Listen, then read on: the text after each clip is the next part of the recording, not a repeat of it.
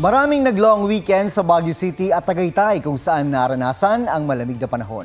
Ayon sa Pag-asa, mas lalamig pa sa mga darating na araw. May report si Darlene Kai. Mahigpit na yakapan laban sa klimang nag-uulap, mapatagaytay man o Baguio, ang nakangangatog na hanging amihan ayon sa Pag-asa mas lalamig pa.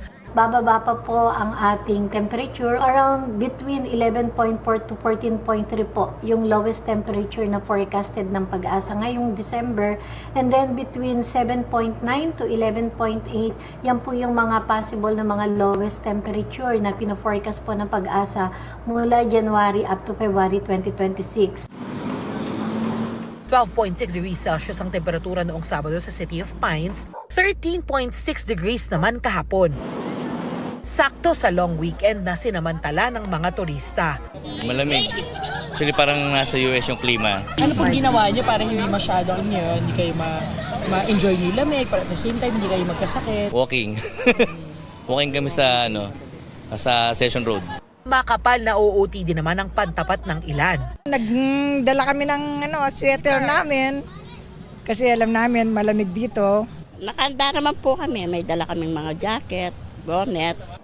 Pinilahan ng iconic Lion's Head pati na ang bike ride sa Burnham Park kahit sarado pa rin ang Burnham Lake para sa rehabilitasyon. Isang pampainit din ng mga turista, level up na kape at strawberry taho. Pati ang mami sa dinarayo at kabubukas lang na enchanting Baguio Christmas sa Rose Garden. Sarap nito, Brad, no? Wow. Oh, ha? Number 1. Okay to, man. Matindi rin ang lamig sa Tagaytay. Hindi po ako prepared kasi may outing lang po talaga kami. Tapos biglang nandito na kami, ang lamig.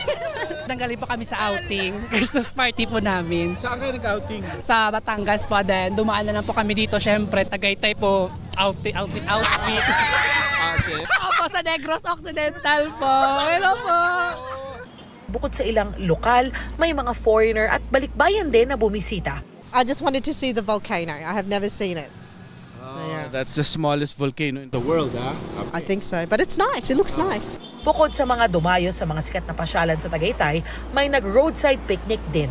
Para pag nagutom, nahinto, kakain kami. Naibsa ng traffic dahil bukas na ang kontrobersyal na Tagaytay-Mendez flyover. Pero ilang kalsada pa rin ang siksikan. Darlene Kai, nagbabalita para sa GMA Integrated News.